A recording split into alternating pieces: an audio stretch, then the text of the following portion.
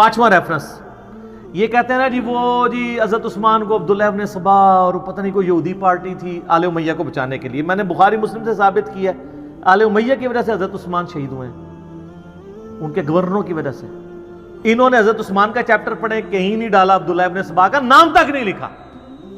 الٹا حضرت علی والے چیپٹر میں انہوں نے بتایا کہ یہ جو حضرت علی کی شان میں غلو کرنے والے رافضی تھے وہ حضرت علی کے دور میں نکلے ہیں.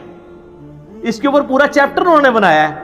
فرقہ غالیہ کا خروج, حضرت علی کے زمانے میں ایک غالی فرقہ پیدا ہوا.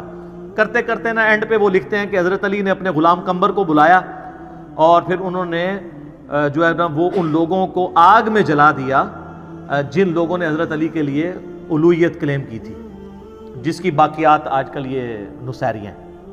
اور پھر وہ بخاری میں آتا ہے نا کہ حضرت ابن عباس تک بات پہنچی تو کہتے کاش حضرت علی ایسا نہ کرتے, کیونکہ یہ سزا آگ میں جلانے والی اللہ کے ساتھ خاص ہے, مخلوق نہیں جلا سکتی.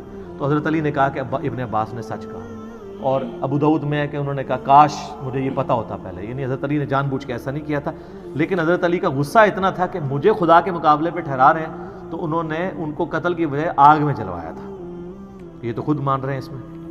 اچھا جی.